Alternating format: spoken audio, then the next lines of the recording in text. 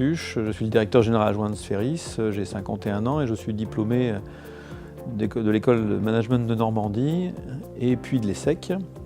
Je m'occupe chez Sferis notamment de la direction de qualité, sécurité, environnement, en plus d'un certain nombre de fonctions support de l'entreprise. Sferis est une filiale à 100% de la SNCF. Notre entreprise a été créée il y a 5 ans. Et donc en 5 ans, nous avons connu une croissance importante puisque nous sommes passés de 0 à 74 millions d'euros et de 0 à 740 personnes à fin 2016. Nous prévoyons une croissance importante en 2017 puisque nous pensons être 900 personnes à l'effectif fin de cette année et réaliser 86 millions d'euros de chiffre d'affaires. Notre entreprise est une entreprise qui fait des travaux et de la maintenance dans les domaines ferroviaires. Nous sommes articulés en 4 activités qu'on appelle chez nous les directions d'affaires. Nous faisons des opérations de sécurité, nous faisons des travaux et de la maintenance de voies, des travaux et maintenance caténaire, et nous faisons également des opérations liées à la signalisation.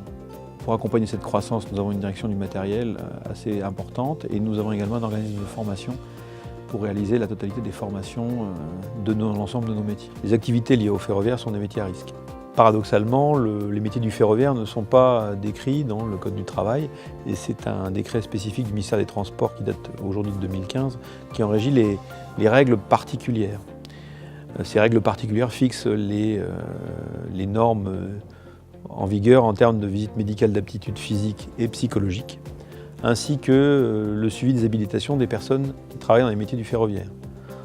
Ça passe notamment par la description précise de ce qu'on appelle la veille homme mission, c'est-à-dire toute personne doit réaliser un certain nombre de missions et ce qui constitue ces missions sont décrites.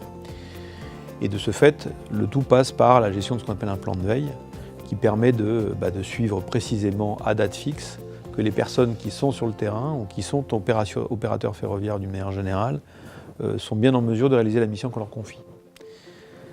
Pour vous donner un ordre d'idée, Sferis, c'est 90 habilitations types différentes. C'est à peu près 2300 habilitations compte tenu de notre effectif à suivre aujourd'hui tous les jours. On comprendrait bien que c'est un nombre tout à fait considérable et conséquent et qui est amené à évoluer avec la croissance de l'entreprise. Nous avons commencé à déployer WinLacy sur le deuxième semestre 2013. Tout d'abord en utilisant le module habilitation. C'est le premier module en l'occurrence. Utile dans le cadre de la réalité d'aptitude, alors même si ce n'est pas celui de 2015, mais il y en avait un précédent. Progressivement, nous avons, à partir de cette base, et globalement du référentiel général de l'entreprise que nous avons mis dans WinLacy pour ces problématiques-là, nous avons rajouté la notion de document unique et la notion de gestion des accidents du travail. Aujourd'hui, du fait de son caractère modulaire, nous avons rajouté un certain nombre d'autres modules que nous utilisons au quotidien. Et le WinLacy est devenu le logiciel de référence pour Sferis. Alors, outre les 3 éléments précédents que j'ai indiqués, il y a également le suivi des formations, la gestion des visites médicales, l'analyse environnementale, la gestion des habilitations. On va jusqu'à, comme c'est prévu, mais nous éditons les cartes d'habilitation de manière automatique de l'outil, ce qui nous permet d'être certain que pour chaque habilitation, l'ensemble des critères sont bien ouverts, sont bien requis pour délivrer l'habilitation. Nous utilisons également WinLacy pour suivre les procès-verbaux de circulation.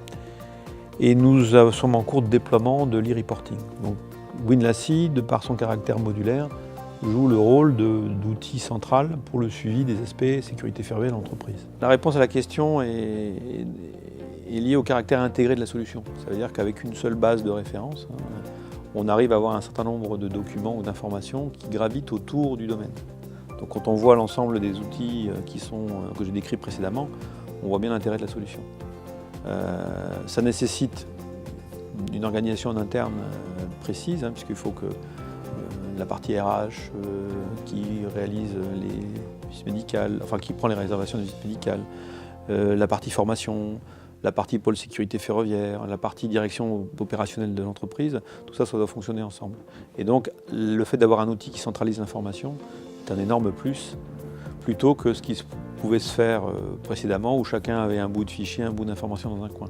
Au moins on est certain que l'information qui est dans WinLacy est la seule qui fait foi dans l'entreprise.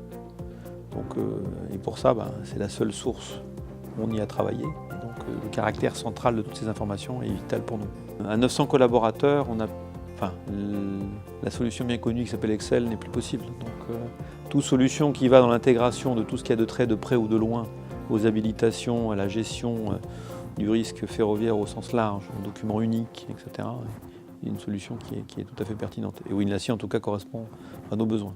L'outil nous a permis de cette croissance. C'est-à-dire qu'en 2013, on était, sauf erreur de ma part, 250. Donc on a commencé avec une base de 250, aujourd'hui on a une base à 740. Donc, et la croissance s'est faite logiquement, naturellement.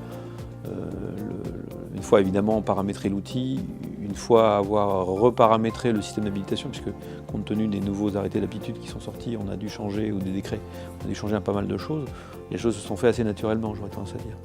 Donc l'outil a accompagné notre croissance rapide sans aucun problème. D'avoir un outil, si vous voulez, c'est important.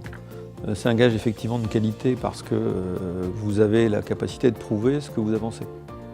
Il ne s'agit pas de dire que vous êtes capable de gérer les habilitations de vos collaborateurs, encore faut-il le prouver.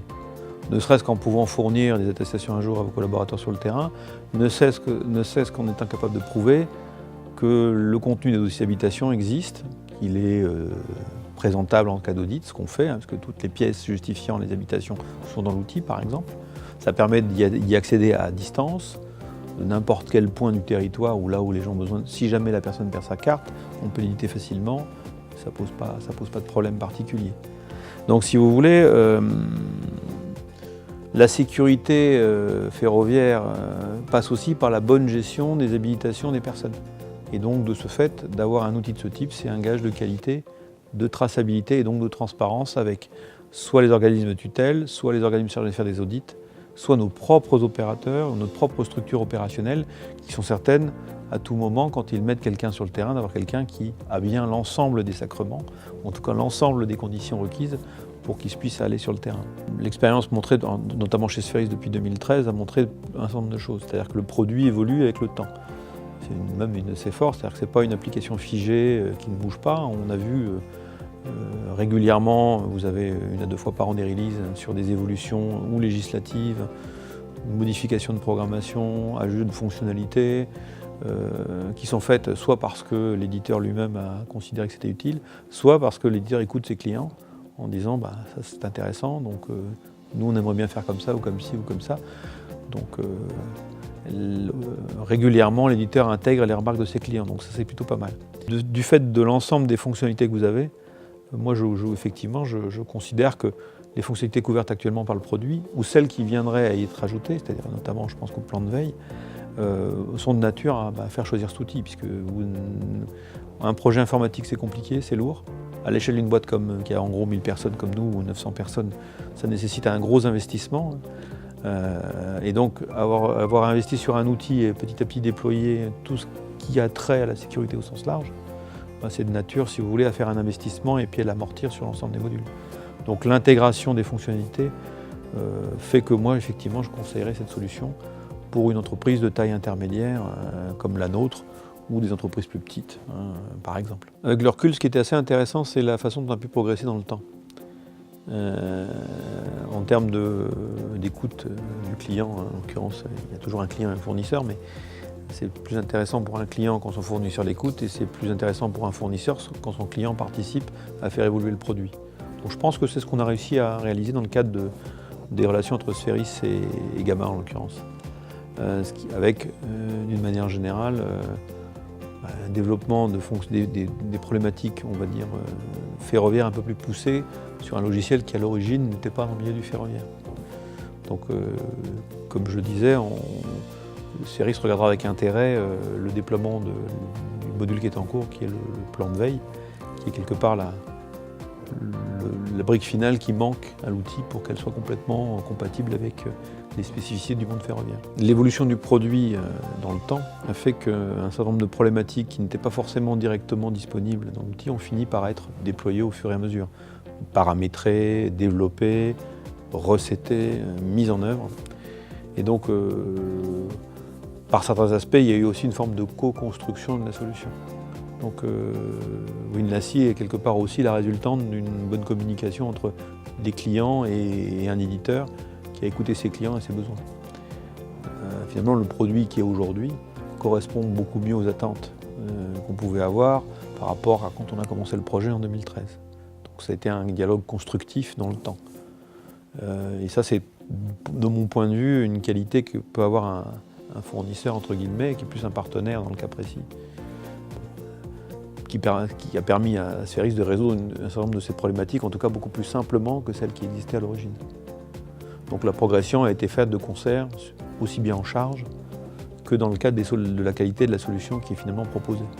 Et on peut que s'en féliciter en l'occurrence.